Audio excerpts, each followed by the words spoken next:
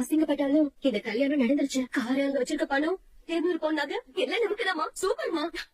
Uncle, நான் ஒரு சில முடிவெல்லாம் இப்ப எடுக்கலாம் இருக்கேன். அதுக்கு எனக்கு உரிமை இருக்குல்ல? தாராளமா நீ வேணும்னே ஆசைப்பட்டு ஏத்துக்கிட்ட வாழ்க்கை. இதுல நீ எந்த முடிவு எடுக்கிற உனக்கு உரிமை உண்டு. Thanks uncle. மா, இந்த தாமரை தட்டை எடு. எதுக்கு?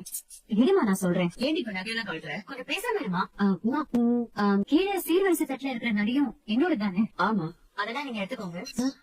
அப்புறம் அந்த 25 லட்சம் ரூபாய் கேஷ், அது அந்த தட்டுல இருக்குமா? அதையும் எடுத்துக்கோங்க.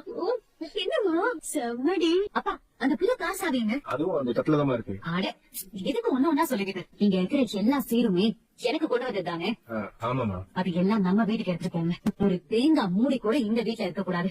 எதுக்கு எல்லாத்தையும் எடுத்து போக சொல்ற? அதெல்லாம் எப்படியே கல்யாணம் பண்றதுக்கு அவங்க கொடுத்த சீரு. காரு 200 பவுன் நகை எல்லாம் வாங்கி தரேன்னு சொல்லி தரேன். உங்க அப்பா கொண்டு வந்திருக்காரு. அப்புறம் எதுக்கு எல்லாத்தையும் எடுத்து போக சொல்ற? உலகத்துல எல்லாருமே லேட்டஸ்ட் ட்ரெண்ட் அவங்க ஃபாலோ பண்ணுவாங்கல்ல, அந்த மாதிரி இப்போ உலகத்துல இதுதான் இப்ப லேட்டஸ்ட் ட்ரெண்ட். அப்படி போய் கல்யாணம் வரைக்கும் தான் பொண்ணு வீட்டுல இருந்து போட்ட நகை சீரு இது எல்லாமே பொண்ணு கிட்ட இருக்கும். ஆனா தாலி கட்டின அடுத்த நிமிஷம் அது எல்லாமே அவங்க அப்பா வீட்டுக்கு போயிடும். ஏன்னா அது எல்லாமே அவனுக்காக வாங்கி கொடுத்தது தானே. அது மாப்பிள்ளை வீட்டுல இருக்கணும்னு என்ன அவசியம் இருக்கு?